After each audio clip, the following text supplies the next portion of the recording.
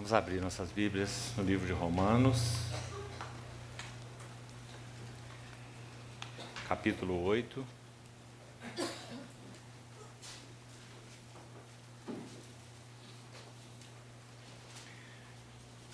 Versículo 15. Romanos 8, 15. Porque não recebestes o espírito de escravidão para viverdes outra vez atemorizados, mas recebestes o espírito de adoção, baseados no qual clamamos Abba, Pai.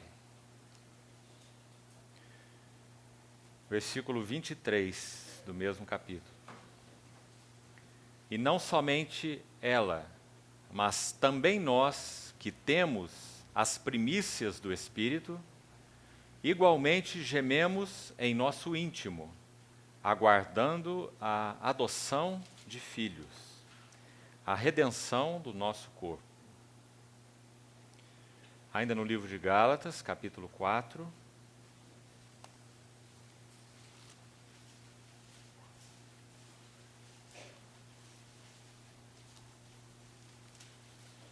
de 4 a 7. Gálatas 4, de 4 a 7. Vindo, porém, à plenitude do tempo, Deus enviou seu Filho, nascido de mulher, nascido sob a lei, para resgatar os que estavam sob a lei, a fim de que recebêssemos a adoção de filhos. E porque vós sois filhos, enviou Deus aos nossos corações o Espírito de seu Filho, que clama Abba, Pai.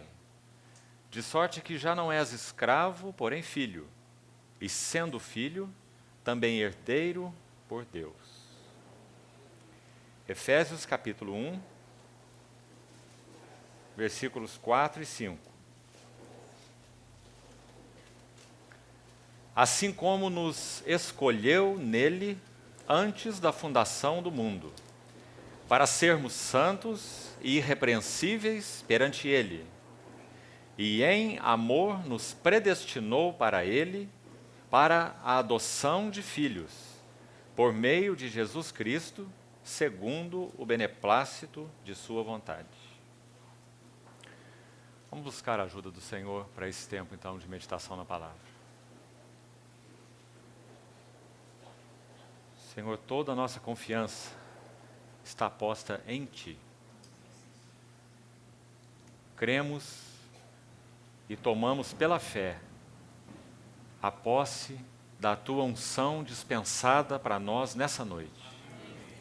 O Teu Espírito que nos ensina a respeito de todas as coisas e nos guia em toda a verdade. Clamamos a Ti, ó bendito Espírito Santo. Interpreta a Tua palavra para o nosso homem interior. Em nome de Jesus. Amém, Senhor. Irmãos, hoje, pela bondade do Senhor, estamos chegando ao último tempo desta sessão que temos então tido juntos, desde o domingo, vinculados a esse assunto de Cristo, o varão medida de Deus. Ontem nós falamos de maneira bem específica do sentido corporativo desse assunto, mostrando então que em Apocalipse 1, esse maravilhoso varão é descrito em muitos detalhes, que apontam para muitos aspectos das suas glórias, das suas riquezas. E diante dele, 7 igrejas, para que então sejam medidas pelo único que pode medi-las, para que ele então dê a sua perspectiva adequada, santa, exata, porque ele é a vara medida de Deus, a respeito daquelas igrejas, seu estado e suas necessidades. Hoje, concluindo então esse tempo, nós vamos abordar o assunto também de uma forma corporativa, mas de novo, claro, sempre, com as implicações do mesmo assunto no nível pessoal. Os dois âmbitos, é claro que são inseparáveis. Nós temos chamado a atenção para o aspecto corporativo porque Deus não poderá levar-nos à medida da estatura da plenitude de Cristo pessoalmente. Isso é algo que precisa ficar muito claro. A medida da estatura da plenitude de Cristo só pode ser alcançada como corpo. Por isso nós vimos no primeiro dia Romanos 12. Pela graça que me foi dada, digo a cada um de vós, não pense de si mesmo além do que convém, pense com moderação, segundo a medida da fé que Deus repartiu a cada um. E também nós todos temos diferentes dons, segundo a graça que nos foi dada. E estudamos aquele texto de Romanos 12, onde Paulo mostra essa interação do corpo de Cristo, segundo a medida da graça, segundo a proporção da fé, para que então o corpo de Cristo possa ser edificado como corpo para Deus. Me lembro que há alguns anos atrás, uns bons anos atrás, usamos uma figura aqui com os irmãos, inicialmente um pequeno grupo de irmãos, quando estudávamos algo sobre a restauração do testemunho do Senhor, juntos, aqui mesmo, nesse lugar. E me lembro que citei para os irmãos como nós podemos ver a importância desse assunto de atingir a plenitude de Cristo corporativamente, como sendo a única maneira possível de atingir essa plenitude, citando então a sombra, a figura, para nos ajudar a entender a realidade espiritual. Quando aquele povo saiu cativo da Babilônia, o Senhor trouxe para Jerusalém as pedras vivas. Elas estavam lá espalhadas pela Babilônia, onde não poderia haver uma expressão da glória do Senhor, porque o nome do Senhor, a vontade do Senhor e a glória do Senhor não poderiam repousar na Babilônia. O seu nome estava em Jerusalém. Então, quando ele trouxe aquele povo cativo, a primeira coisa importante que nós vemos é que o desejo de Deus é que eles fossem edificados juntos. Há muitas passagens nos chamados livros da restauração que deixam isso claro. Vamos citar só uma, porque esse não é o nosso assunto aqui. Nós precisamos seguir. Quando eles retornaram, houve a terceira leva de cativos retornando do cativeiro com Neemias, segundo aquele livro narra. Os irmãos se lembram no capítulo 3, como que eles foram usados para a restauração dos muros na época de Neemias? Irmãos, tem uma ênfase naquele capítulo, muito interessante. E a ênfase é essa. Ao lado dele, de um fulano de tal que é citado, reparou um outro fulano de tal. E ao lado dele, um outro fulano de tal. E cada um restaurou a parte do muro que estava defronte da sua casa. Naquele capítulo 3, você vai ver várias vezes essa expressão citada. Isso é uma expressão nítida de que a restauração do testemunho do Senhor, e de uma maneira muito particular, muro fala de testemunho. Separação e unidade, muro. Aquela obra não poderia ser concluída, senão corporativamente. Agora veja que o aspecto individual está envolvido. Que coisa interessante aquela figura. Qual era a responsabilidade então de cada um? Cada um deveria restaurar defronte da sua casa. Você pode imaginar isso então? Eu digo assim, de frente de minha casa, a responsabilidade do muro então é minha e da minha família. Se alguns mais querem me ajudar, amém. Não é? Como aconteceu ali também, você vai ver, se ler o texto de Neemias 3. Mas aquela responsabilidade então é minha, eu vou assumir essa responsabilidade. E quando essa etapa, essa pequena faceta do muro está restaurada, então eu pude exercer, pela graça do Senhor, minha responsabilidade. E quem sabe até cooperar com outros, não é? Como era o caso, como falei, que estavam edificando a parte do muro defronte da casa deles. Essa é uma nossa responsabilidade mútua, né? Como corpo de Cristo. Então, quando cada parte daquela era edificada, obviamente, o muro estaria construído. Claro que nós precisamos atentar muito para essas questões hoje em dia, né? Mas vejam, a responsabilidade pessoal, ela está cooperando para o alvo corporativo. É assim que nós precisamos ver. Por isso, Romanos 12, já estudamos o texto, diz assim: conquanto muitos, somos um só corpo em Cristo. Romanos 12, 4. E membros uns dos outros. Essa é a verdade. Membros uns dos outros. Então, vamos seguir essa mesma linha, estudando os textos que acabamos de ler.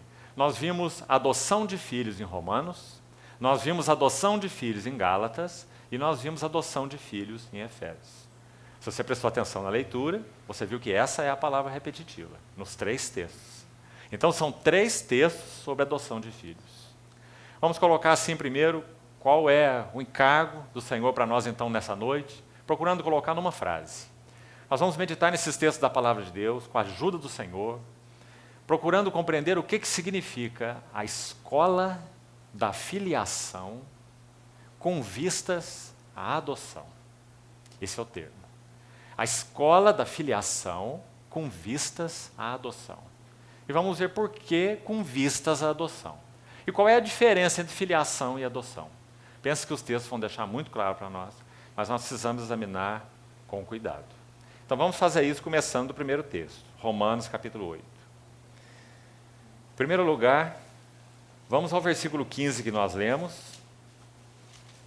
e vamos seguir depois a partir do versículo 18, para podermos ter com bastante exatidão a ideia que o bendito Espírito Santo, através de Paulo, ele que é o Espírito de adoção, o Espírito Santo, ele quis então comunicar de uma maneira tão clara através desse vaso Paulo.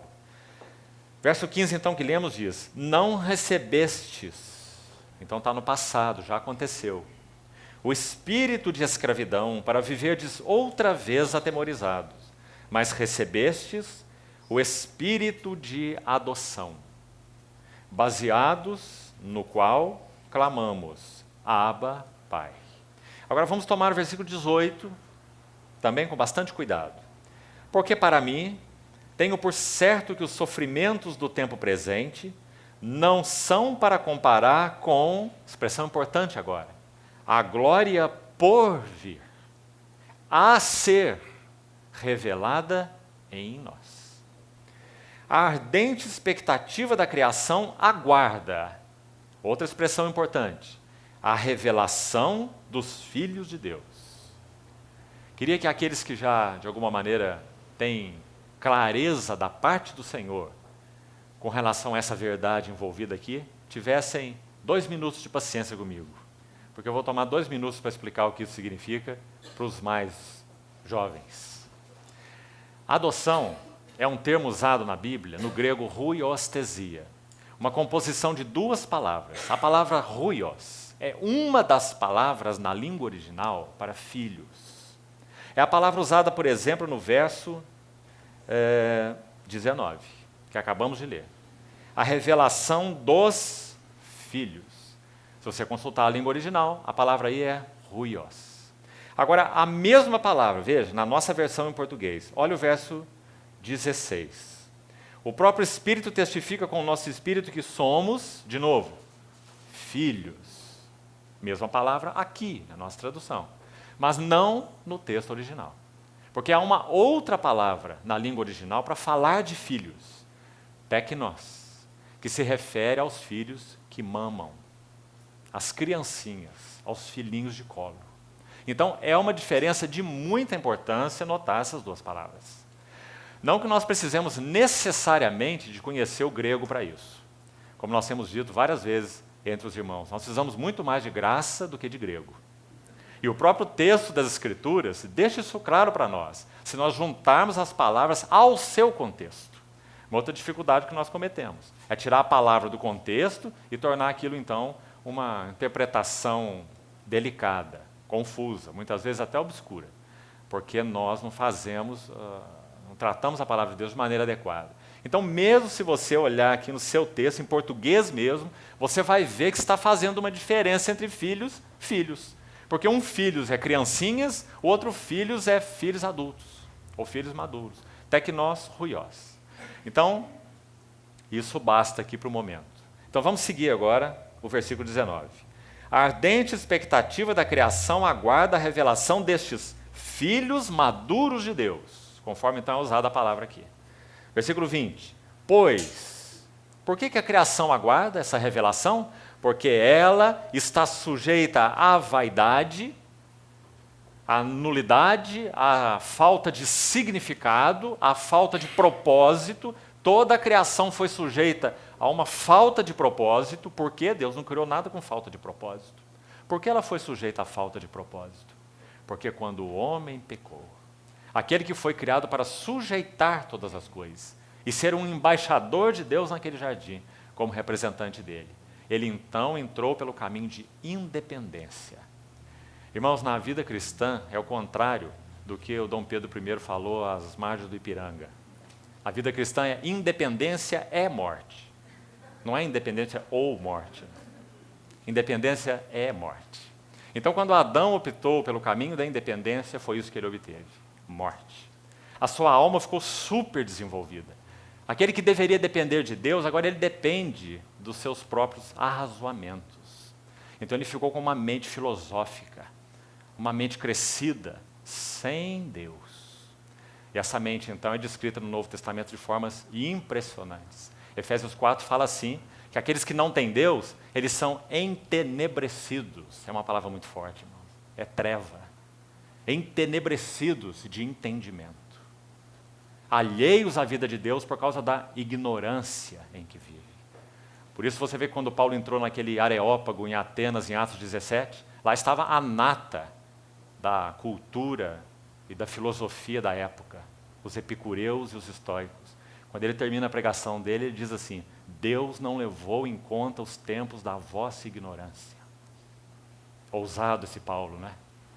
Porque ele tinha entendimento da luz de Deus sobre ele e do que ele era antes de receber essa luz. Ele próprio. Nenhum de nós tem dúvida que esse Paulo também era um filósofo. Alguém que conhecia tão bem a filosofia da época, né? Instruído aos pés de Gamaliel, inclusive. Então, ele viu isso com tanta clareza, que é ele quem descreve, escrevendo aos Efésios, o que significa essa mente obscurecida. Então, a criação foi sujeita à vaidade, não voluntariamente. Veja, mas por causa daquele, você tem dúvida quem é esse aquele? O homem. Aquele que a sujeitou. Porque ele foi criado para sujeitá-la, mas ele a sujeitou à vaidade. Porque ele perdeu o propósito e os caminhos do Senhor quando ele optou por uma vida independente. Na esperança de que a própria criação será redimida do cativeiro da corrupção para a liberdade da glória dos filhos de Deus. Que linda frase é essa. De novo, filhos aqui é huios. Claro, teria que ser.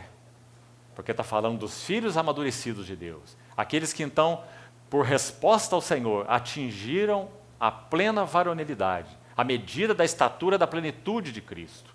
E, infelizmente, irmãos, nós sabemos que esse operar do Senhor, ele será um operar em um povo dentro do povo. Ontem nós estudamos, mesmo que panoramicamente, 7 igrejas. E não há nada mais claro do que vermos então aquela voz do Senhor para aquelas 7 igrejas. Ao vencedor, ao vencedor, ao vencedor. Se o Senhor soubesse então que haveria alguns ali que nunca atingiriam isso, não responderiam, até mesmo ele ficaria de fora, do lado de fora de uma assembleia inteira, como a de Laodiceia, então ele não teria clamado ao vencedor. O Senhor estava ali batendo e buscando corações que entendessem, corações que ouvissem e corações que respondessem. Não é? E sempre será assim, até que o Senhor Jesus venha. Então, a liberdade da glória dos filhos de Deus. Porque sabemos que toda a criação, a um só tempo, geme e suporta angústias até agora. E não somente ela, mas também nós que temos as primícias do Espírito, igualmente gememos em nosso íntimo, aguardando a adoção de filhos. No verso 16 nós vemos espírito de adoção, e aqui nós vemos a adoção de filhos. Então é claro que é o Espírito Santo, o Espírito de adoção, é que veio para trabalhar em nós algo que a palavra de Deus está chamando de quê? Adoção de filhos. Agora então vamos ver o que isso significa, porque nós sabemos que nós já somos filhos. Então o que significa adoção de filhos para os que já são filhos? Vamos seguir. O versículo 23 explica essa adoção de filhos no seu estágio último, no seu estágio final. Então depois da adoção de filhos tem uma vírgula. E qual é a expressão aqui? A redenção do nosso corpo. Onde que nós temos um texto para nos ajudar a entender e lançar luz sobre esse aqui? Embora nós também não vamos estudá-lo. É 1 Coríntios 15. Quando Paulo diz que naquele dia, ao soar a última trombeta, os mortos ressuscitarão, os que estiverem vivos serão transformados, e aquilo que é mortal será revestido de imortalidade, e o corruptível de incorruptibilidade. Então se ouvirá aquela voz tragada foi a morte pela vitória. E nós então estaremos revestidos, agora é 2 Coríntios 5, nós estaremos revestidos de uma habitação celestial. Naquele texto tão especial de 2 Coríntios 5. Paulo diz que nós estamos ansiando por ser revestidos de uma habitação celestial. Não é? Então é isso que nos aguarda. Nós estamos caminhando em direção a isso. Agora o ponto importante aqui então já podemos, acho que, começar a contemplar algo. Aqueles que já são os filhinhos gerados de Deus, eles foram chamados para ser os filhos maduros de Deus. Esse processo iniciou o dia que nós fomos regenerados. O que é nascido da carne é carne, mas o que é nascido do Espírito é Espírito. Importa-vos nascer de novo. Então esse processo começou, claro, no nosso novo nascimento. A partir daí, não vamos entrar em detalhes agora, porque nós vamos depois a um texto de Efésios específico para nos ajudar. Muito maravilhoso. A entender esse caminho da filiação. Que se por um lado nós somos filhos, então o que significa adoção de filhos? Qual é esse caminho da filiação? Efésios é o livro que mais nos ajuda nesse assunto. E nós então vamos chegar lá. Mas vamos seguir aqui e vamos traçando essas linhas com cuidado e devagar. Redenção do nosso corpo, verso 23, é o clímax da adoção de filhos. Não há como você entender o versículo de outra maneira. Aguardamos a adoção de filhos, vírgula, a redenção do nosso corpo. Está muito claro, não é? Essa transfiguração, esse mortal absorvido de mortalidade e o corruptível de incorruptibilidade. 24. Porque na esperança fomos salvos. Esperança do quê? Da adoção de filhos, da redenção do nosso corpo. Aqui mais um detalhe, salvos, você está vendo essa palavra aí. A palavra salvação é chamada de a grande palavra inclusiva dos evangelhos, ou do evangelho. Por quê? Porque salvação inclui tempos. Salvação tem um aspecto inicial e ela tem um aspecto dinâmico. Então você vai encontrar textos na Bíblia que diz que nós seremos salvos pela sua vida, Romanos 5. Você vai encontrar texto, 1 Pedro 1, que diz assim, que nós estamos aguardando uma salvação preparada para revelar-se no último tempo. Então você vê que salvação é uma palavra ampla. Ela não diz respeito apenas a novo nascimento. Ela diz respeito, inclusive, a novo nascimento.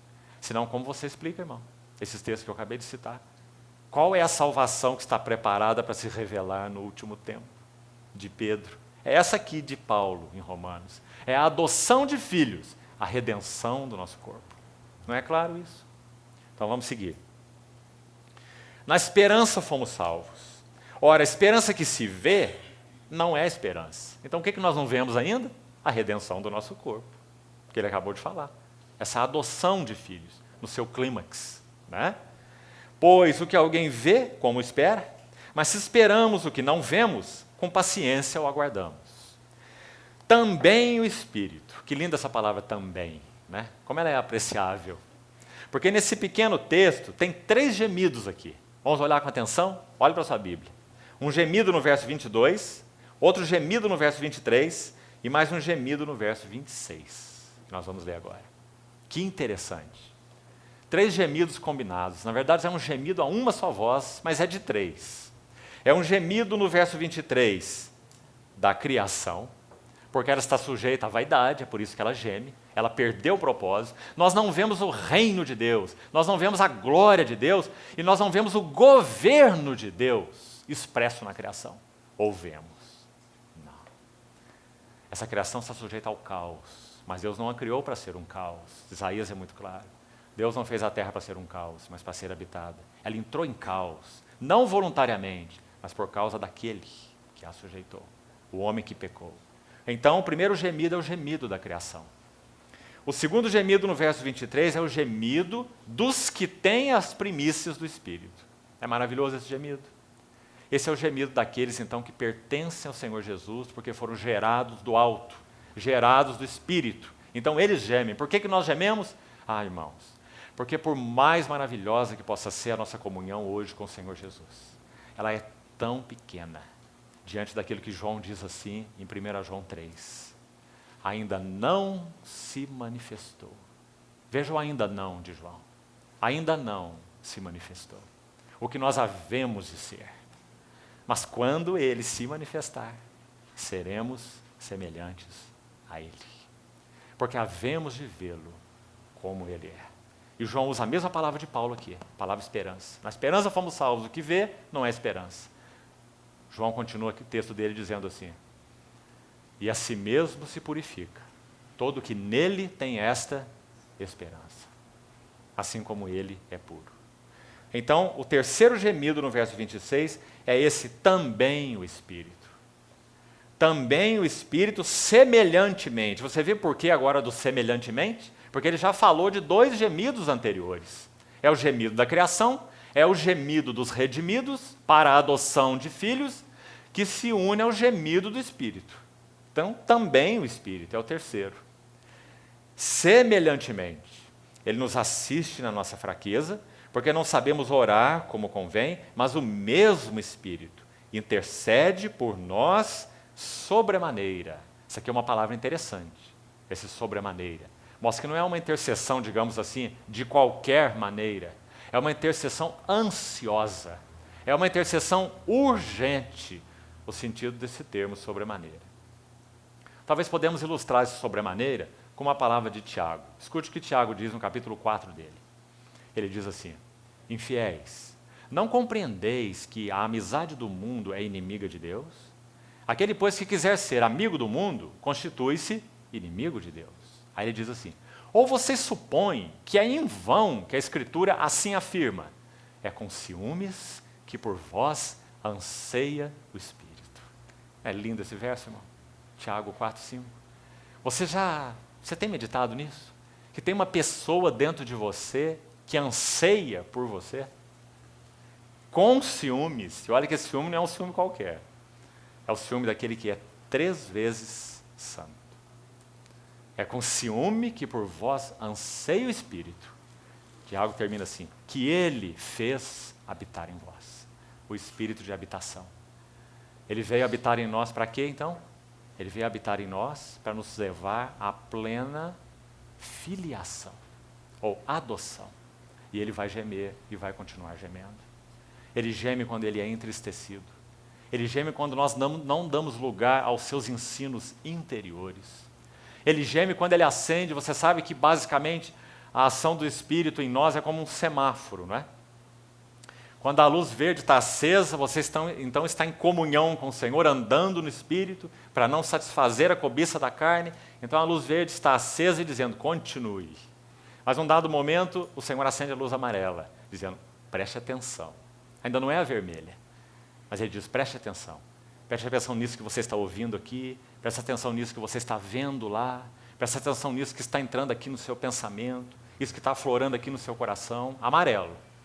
Então, se nós ainda não ouvimos a unção interior, então a luz vermelha acende e ela significa, para agora. Porque se você der mais uma palavra, se você fizer mais uma sugestão, se você der mais um passo, eu vou ser ofendido, o Espírito Santo. E eu não vou poder te guiar nos caminhos da adoção. Irmãos, isso precisa ficar claro para nós. Não entristeçais o Espírito Santo, no qual fostes selados, olha a linguagem de Paulo, para o dia da redenção. Nós acabamos de ler isso aqui. Esse espírito de adoção, ou a adoção de filhos, é a redenção do nosso corpo. Fomos selados com ele para o dia da redenção. Selados com ele já aconteceu. O dia da redenção não aconteceu. Ou essa plena filiação, conforme nós lemos em Romanos. Nós não estamos ainda com o corpo glorificado. Nós não estamos vendo o Senhor face a face. Cristo não está plenamente formado em nós. Então o Espírito Santo veio para cumprir essa tarefa. Uma tarefa pela qual ele colocou seus ombros embaixo e assumiu-a completamente. Nós vamos ver o que Gálatas tem a nos dizer por isso, a respeito disso. No texto que nós acabamos de ler, vamos chegar lá daqui a pouco, Gálatas 4. Então, o Espírito geme. Ele intercede por nós sobremaneira com gemidos inexprimíveis. Vamos continuar sem perder o contexto, com atenção. E aquele que sonda os corações sabe qual é a mente do Espírito. Que interessante. No verso 23, nós temos aqui primícias do Espírito, que são aqueles que creem, aqueles que têm o Espírito, os que creram no Senhor. Primícias do Espírito. No verso 29 nós temos o Espírito que intercede. Verso 26, lá na parte final. O Espírito que intercede. No verso 27, nós temos a mente do Espírito. Primícias do Espírito, o Espírito que intercede e a mente do Espírito.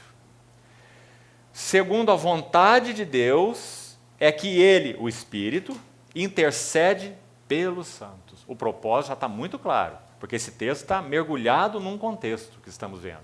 Ele intercede pelos santos para quê, então? Qual é o alvo dele? A adoção de filhos. A redenção do nosso corpo.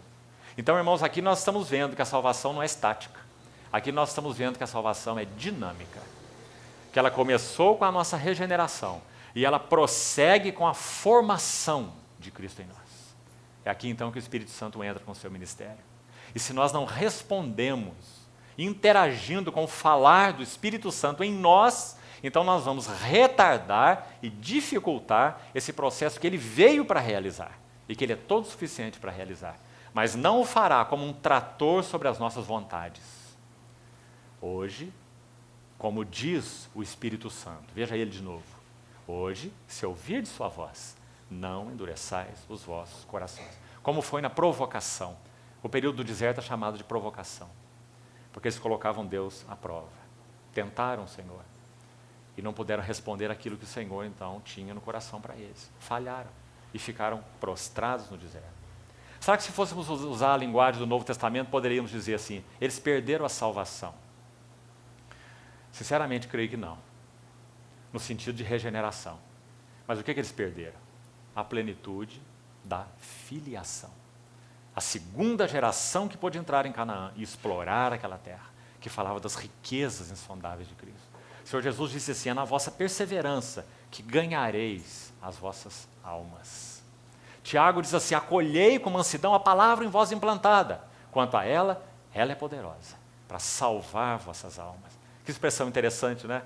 Tiago escrevendo para crentes e falando para acolher a palavra e salvar vossas almas. Porque a visão de salvação, ela é dinâmica, começando com a regeneração. Então, seguindo, sabemos que todas as coisas cooperam para o bem. Palavra bem no versículo 28, metade dele, ela diz respeito à palavra propósito no final do versículo. Porque não tem como ser diferente, irmãos. Veja o versículo de novo. Sabemos que todas as coisas cooperam para o bem. Não é um bem. E não é o bem de modo geral. Esse o bem aqui é muito específico. Se refere a um bem específico. Qual é ele? O versículo vai explicar na sequência. Então vem, vírgula.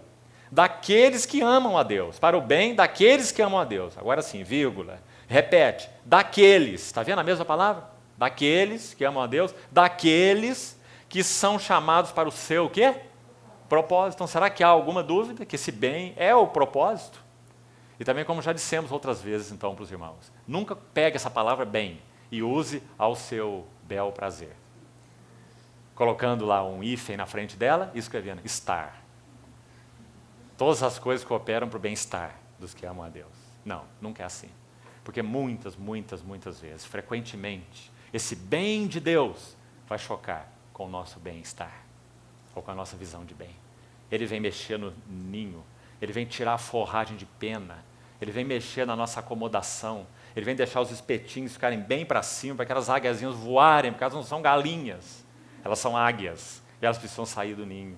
Nosso Deus se comparou a uma águia, e disse que ele desceu como asas de águia no Egito, e colocou aquele povo sobre ele e voou. Deuteronômio 32, o cântico de Moisés, diz assim, como a águia voeja sobre a sua ninhada, assim só o Senhor os guiou. Você vê a figura? Nós somos esses filhos da águia, os filhos de Deus, e nós somos chamados para atingir a plena varonilidade, a medida da estatura da plenitude de Cristo, para que não sejamos mais meninos, de um lado para outro por todo o vento de doutrina, mas seguindo a verdade em amor, crescendo em tudo, naquele que é o cabeça. Não é glorioso o nosso chamamento? Irmãos, será que nós temos visto que isso está no centro do propósito de Deus? Será que nós temos visto que o Senhor Jesus colocou toda a criação em dependência desse propósito? Ó, irmãos, por mais esforços que façam as ONGs, o Greenpeace, seja lá o que for, eles nunca vão conseguir restaurar essa criação. Para restaurar essa criação é necessário muito mais.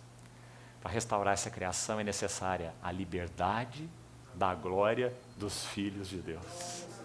Então toda a criação, ela será liberta do cativeiro da corrupção. Oh, irmãos, nós somos chamados para isso. Você vê que o nosso ninho é pequeno demais, não é? Nossas coisinhas são muito medíocres. Nós estamos olhando para as penazinhas. Oh, me dá a pena de volta aqui, você tirou a pena do meu ninho, não é? Me dá uma almofada aqui de novo. E nós vamos nos protegendo, não é? E o Senhor vem, aquela águia maravilhosa, colocando a sua bico lá no meio das águiazinhas. A única coisa que elas faziam antes é ficar de boca aberta, assim, bem arregalada. E a mãe trazia todo o alimento. Ninguém quer uma vida diferente dessa, né? Mas o Senhor não quer tecnós, com aquela boca aberta no ninho forrado de pena a vida toda.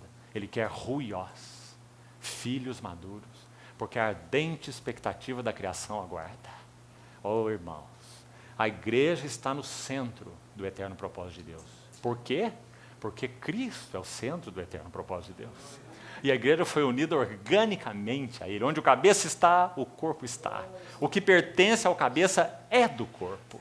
É por isso que você vai ver esse versículo aqui em Romanos 8, 17. Nós não lemos, olhe lá. Ora, se somos filhos, somos também o quê? Herdeiros. Você está vendo herdeiro do quê agora, não é?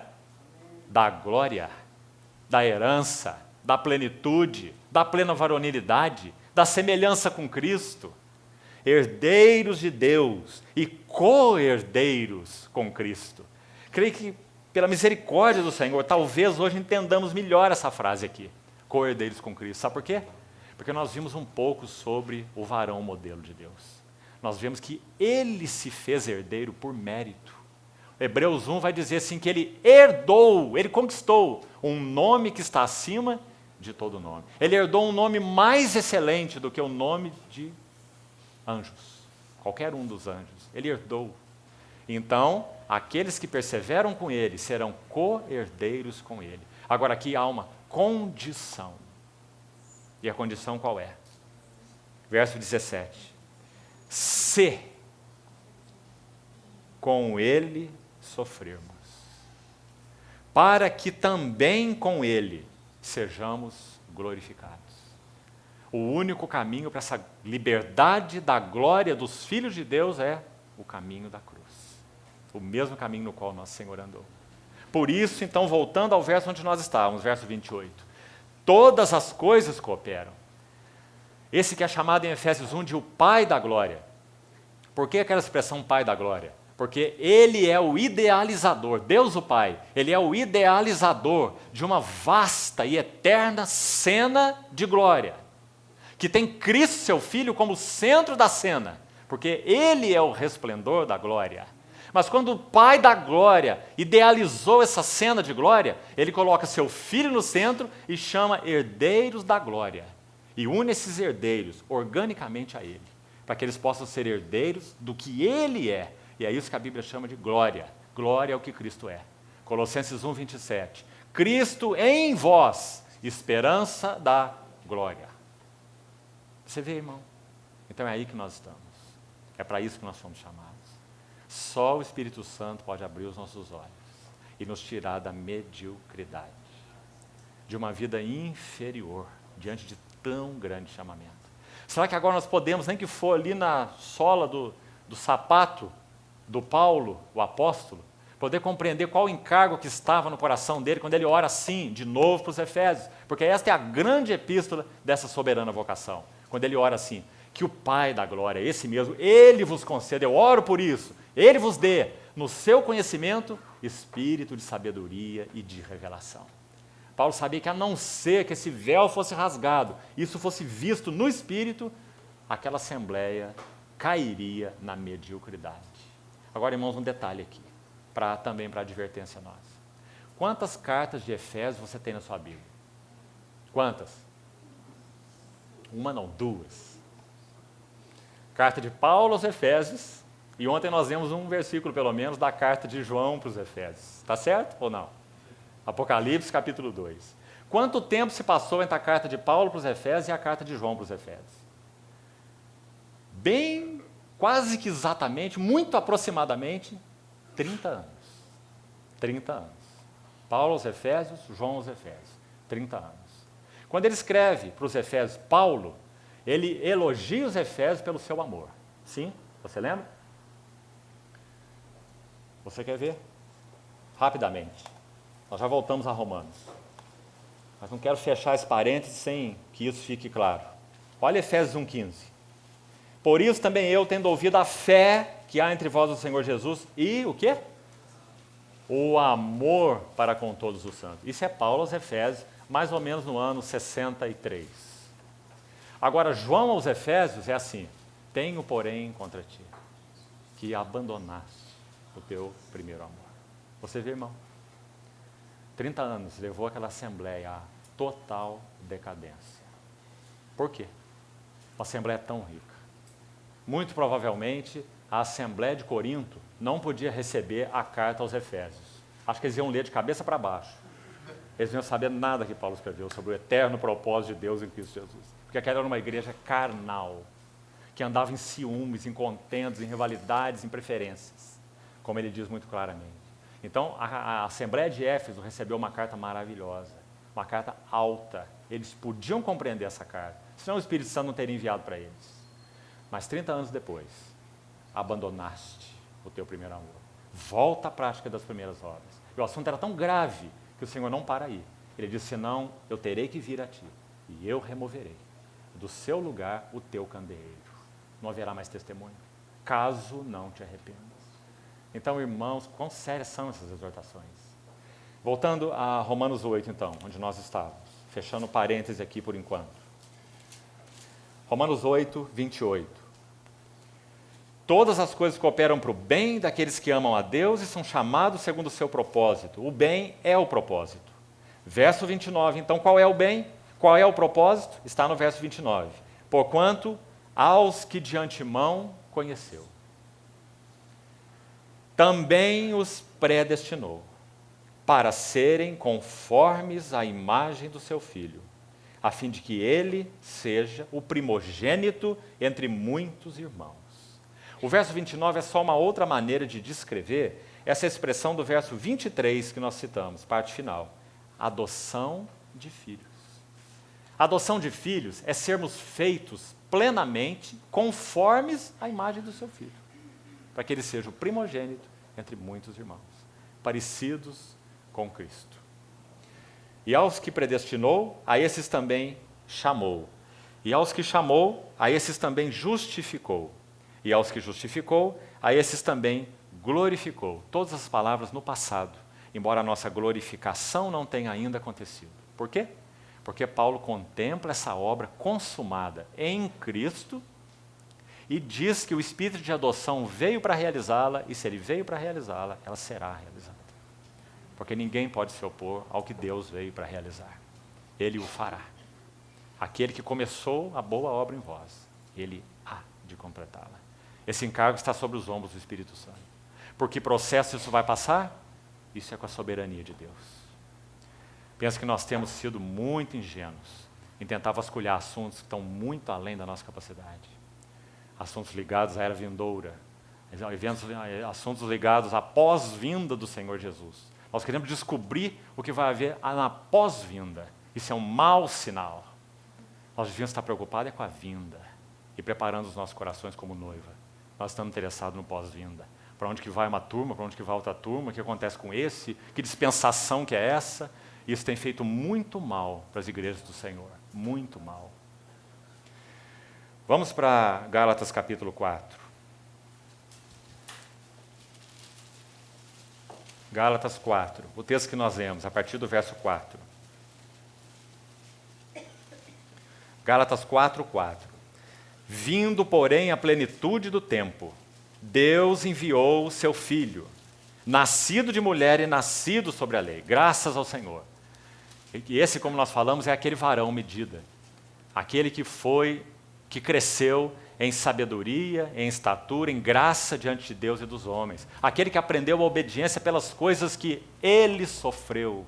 E por isso, então, ele se tornou o autor da salvação eterna para todos aqueles que o obedecem.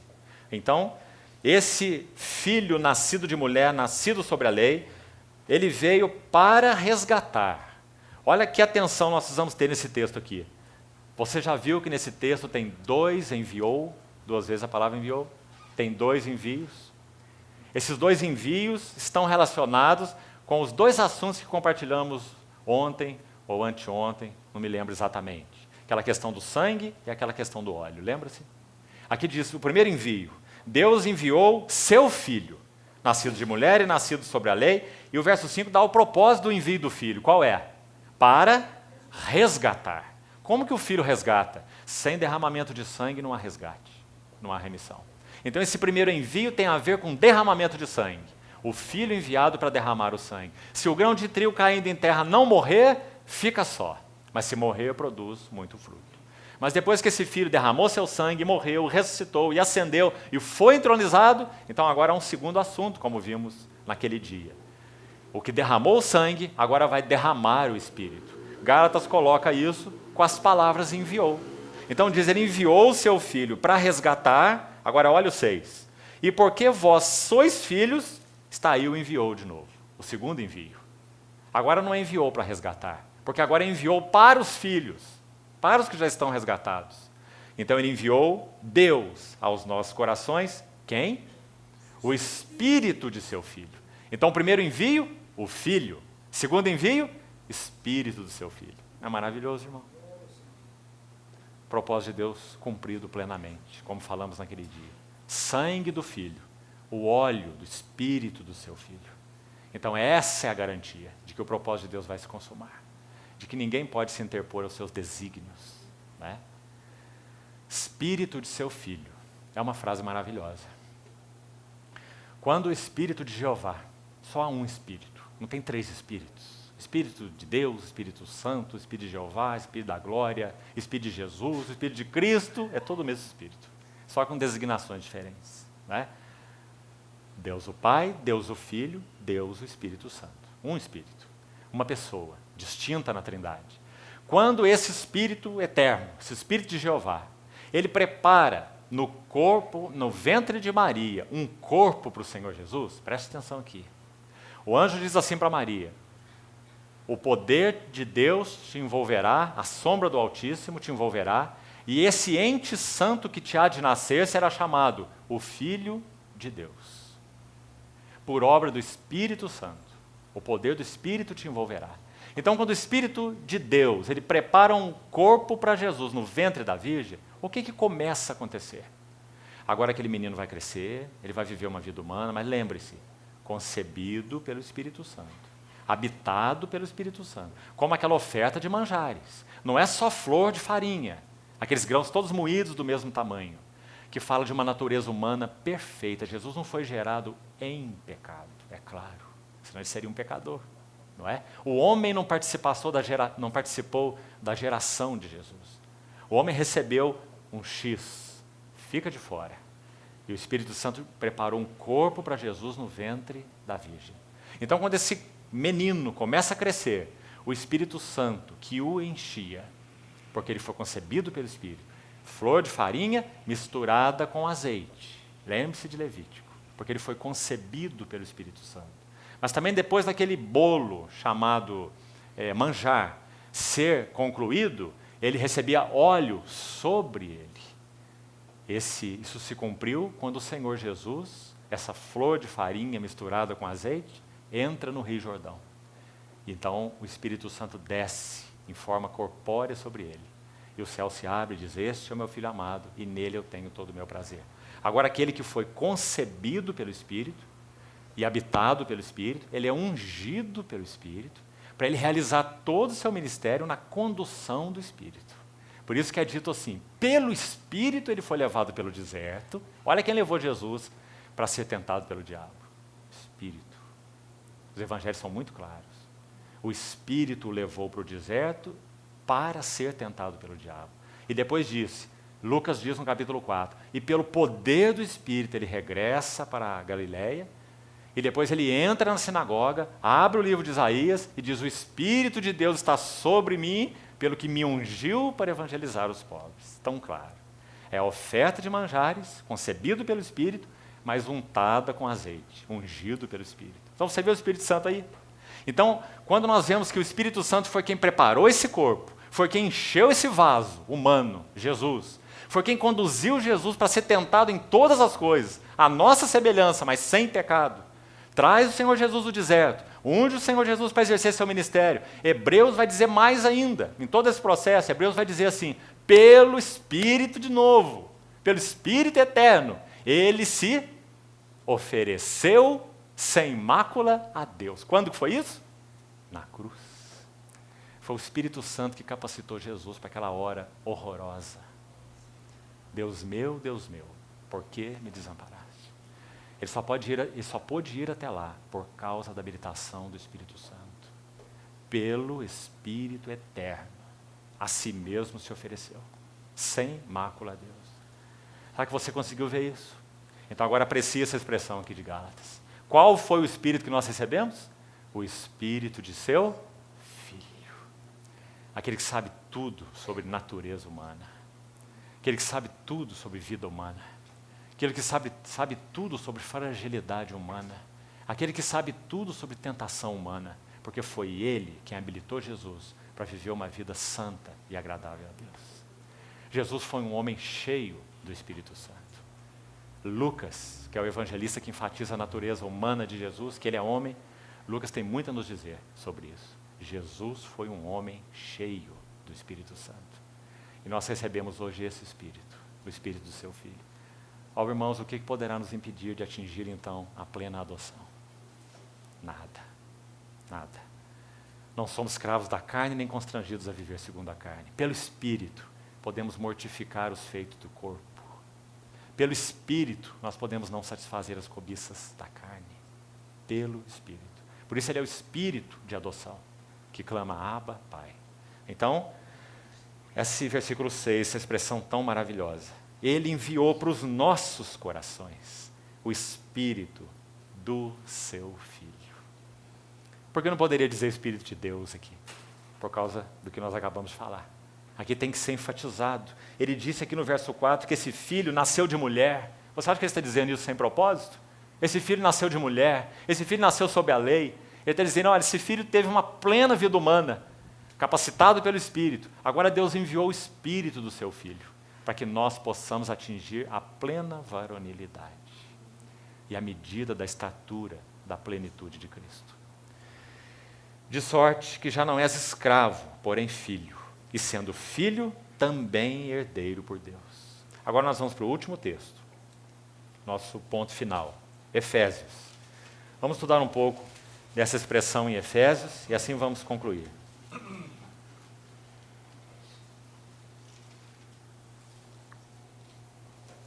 Então, Efésios capítulo 1, verso 3, diz assim: Bendito Deus e Pai do nosso Senhor Jesus Cristo, que nos tem abençoado com toda sorte de bênção espiritual, nas regiões celestiais, em Cristo, ou em união com Cristo, assim como nos elegeu nele, antes da fundação do mundo, para sermos santos e irrepreensíveis perante Ele. Ponto e vírgula, nessa versão aqui. Então aqui a frase terminou, agora vai começar outra. E em amor nos predestinou. Muito interessante, esse em amor nos predestinou. Não apenas nos predestinou, mas em amor nos predestinou. Esse em amor ligado à questão do predestinar é muito significativa. Porque quer dizer que a máxima expressão do amor de Deus por nós não é pelo maravilhoso fato, por mais magnífico que seja, que o Senhor Jesus derramou o seu sangue por nós. E que amor! Nisso o amor de Deus se manifestou. Não é? O Filho deu sua vida por nós. Mas esse texto está dizendo que em amor Ele nos predestinou. Ou seja, o clímax, a coroa do amor de Deus por nós, não é que nós fomos redimidos pelo sangue, é que nós seremos tornados semelhantes ao Seu Filho. Percebeu, irmão? Por isso, em amor nos predestinou. Porque o amor de Deus nos direcionou a um alvo e não se contentará com nada que seja menor em nossas vidas. Então, é em amor nos predestinou para Ele. Aí qual é a expressão? Para a, de novo, adoção de filhos. Terceira vez que nós estamos lendo essa frase. Ruiostesia. Plena varonilidade. Estatura madura. Né? Adoção de filhos. O que é essa adoção de filho? É por meio de Jesus Cristo, é claro, ele é o filho. Ele é o varão medida de Deus, como temos visto. Né? Então, é por meio dele. E é segundo, mais uma coisa linda nesse texto, é segundo o beneplácito. Acho que você sabe que essa palavra significa o maior prazer, ou bom prazer de Deus. Então, essa adoção de filhos é o beneplácito de Deus, é o bom prazer de Deus. Em outras palavras, Deus é um Pai eterno. Sabe o que o Pai eterno quer? Uma família de filhos. Muitos filhos, milhares de filhos, à imagem do seu filho. E o seu filho primogênito, entre muitos irmãos. Então nós ouvimos aquela voz do livro de Hebreus 2 dizer assim: eis aqui estou, e os filhos que Deus me deu. A meus irmãos, quem está dizendo é o Senhor Jesus. A meus irmãos, nos chamando de irmãos, irmãos dele. Ele é nosso Senhor, ele também é nosso irmão. A meus irmãos declararei o teu nome, e cantar-te-ei louvores no meio da congregação. Oh, irmãos, que coisa maravilhosa. Esse é o nosso eterno chamamento. Isso é adoção de filhos. Então vamos para o verso 18 agora, do capítulo 1. Já falamos sobre o Pai da glória, né, no verso 17. Porque Deus o Pai foi quem, repetindo, idealizou lá antes da fundação do mundo, a Trindade em si mesma, de maneira especial o Pai da glória, porque é o Pai quem concebe, por isso ele é o Pai, não é? Ele idealizou uma vasta, universal cena de glória para o seu Filho. Porque seu Filho é o resplendor da glória e o herdeiro da glória. Seu Filho é a glória. Então, nessa cena de glória, ele põe seu Filho no centro. Por isso, Efésios vai dizer assim: na dispensação da plenitude dos tempos, todas as coisas vão convergir nele, tanto as do céu como as da terra. Porque aprouve a Deus que nele residisse toda a plenitude, para que ele tivesse toda a primazia. Viu? Então, essa cena de glória foi idealizada com o Filho no centro, mas graças ao Senhor, foi idealizada também com alguns que lá nos conselhos eternos e no conhecimento eterno de Deus, ele havia pré-ordenado para que viessem a participar desta cena de glória. E esses somos nós, os que hoje, por causa da palavra da verdade, pelo Espírito Santo, viemos a crer no Senhor Jesus. Que palavra mais linda essa crer, porque crer significa fazer isso. Por isso que não crê é aquele que está fora, está alienado. Efésios 2 fala assim: nós éramos inimigos, não é? Nós éramos estranhos às alianças da promessa. Não tínhamos esperança e não tínhamos Deus no mundo. Então ele diz: mas agora fostes aproximados. Isso é crer.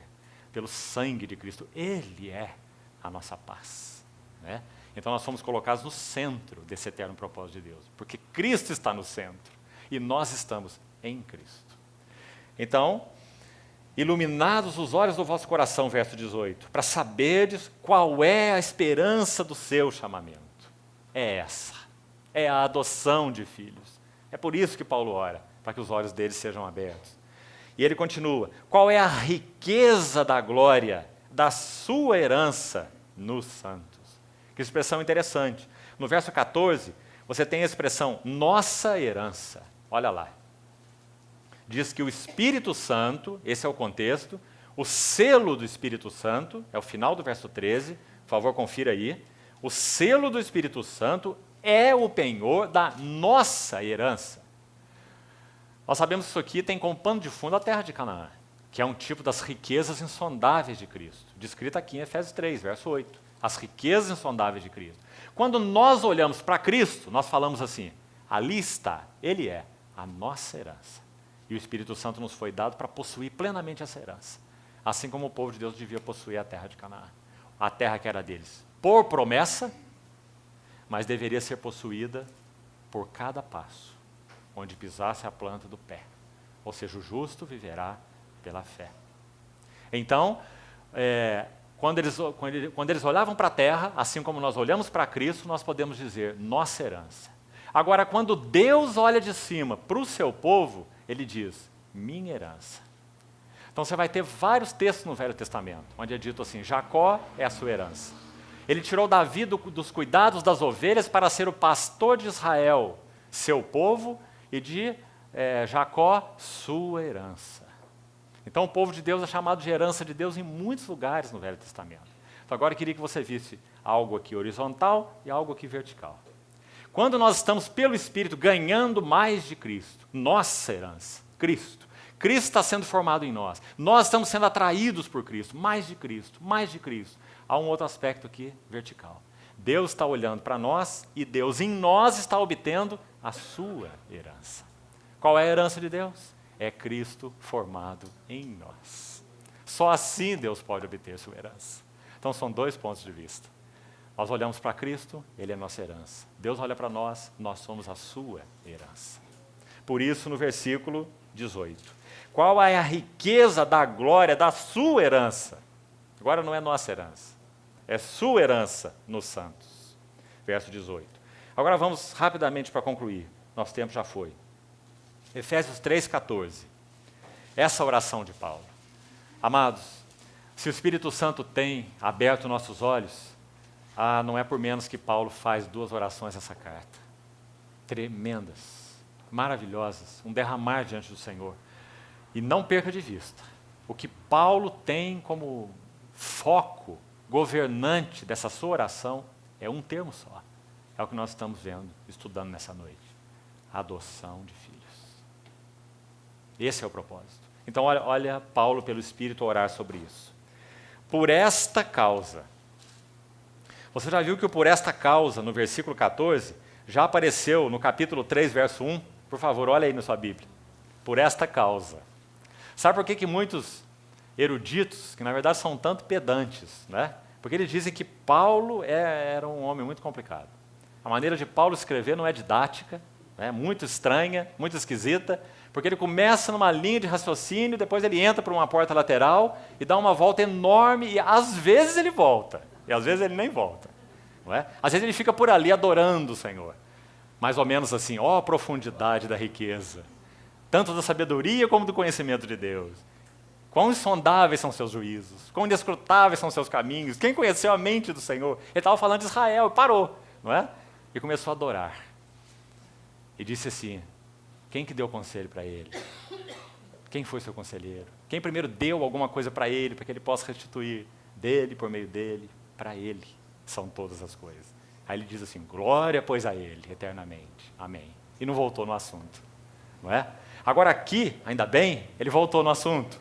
Então aqui no capítulo 3 ele diz assim, por esta causa eu, Paulo. Sabe qual causa?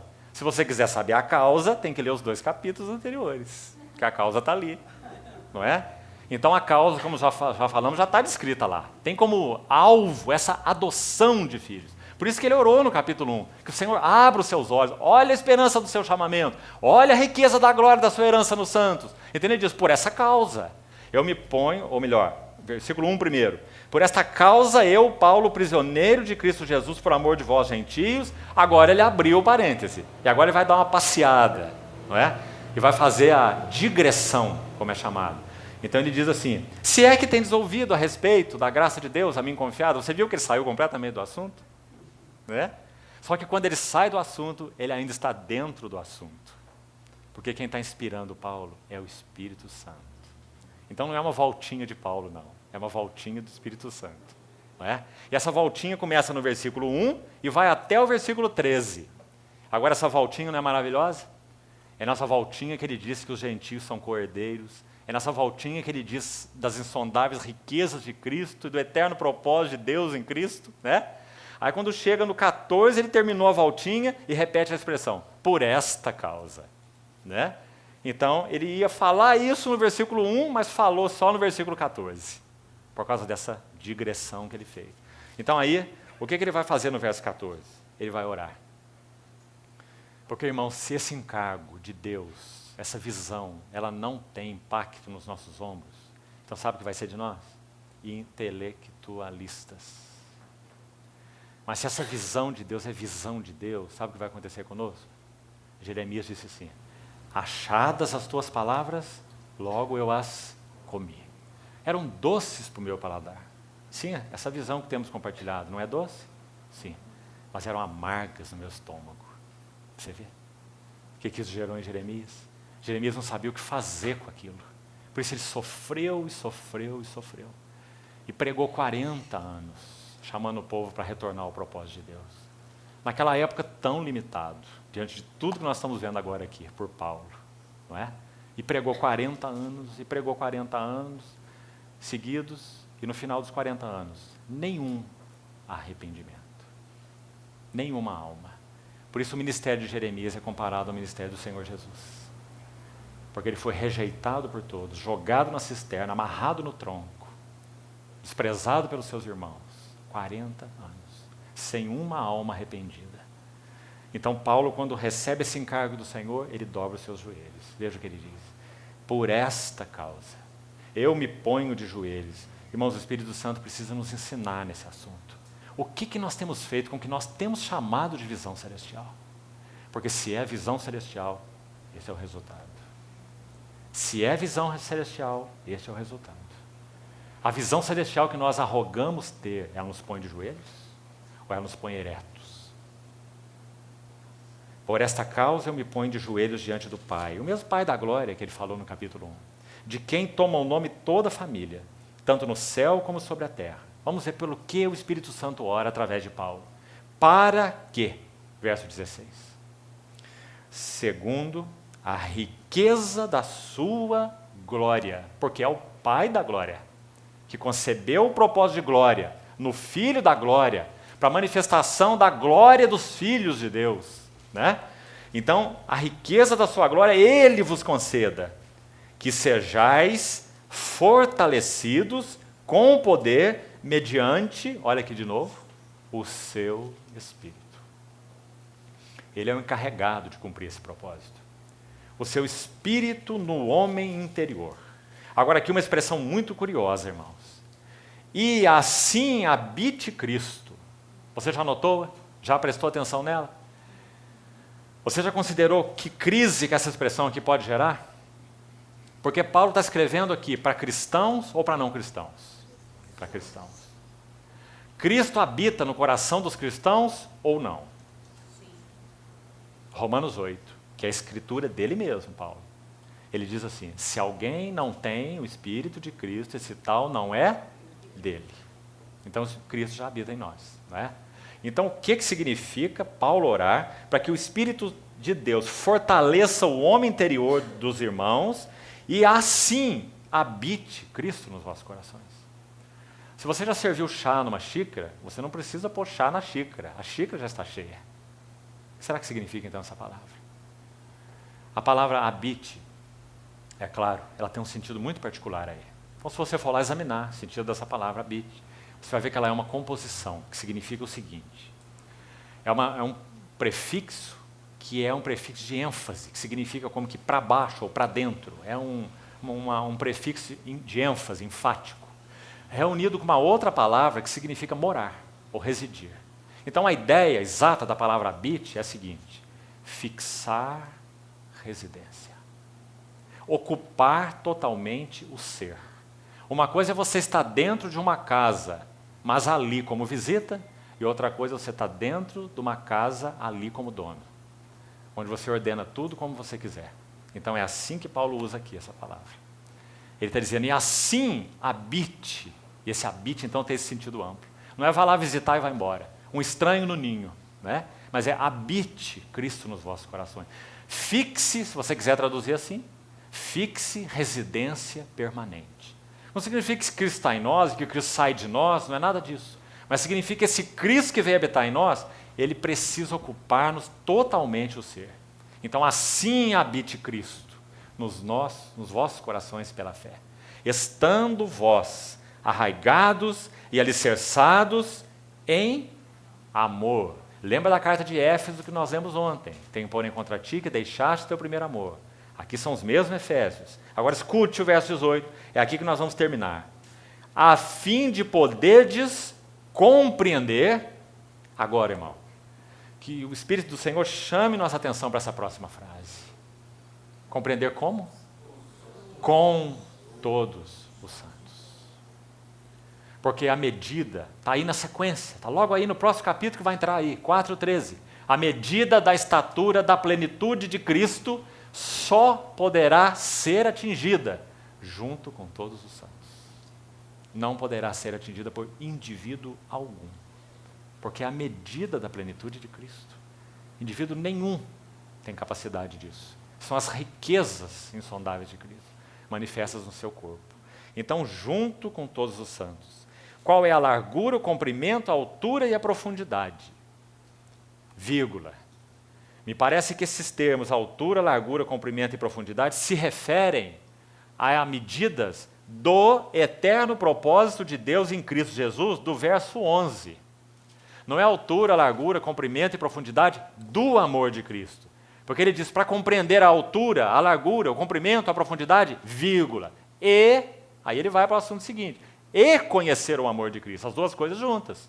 Então é conhecer o amor de Cristo plenamente e é compreender a altura, a largura, a profundidade do eterno propósito de Deus em Cristo, que é o tema que ele vem falando a partir do verso 11.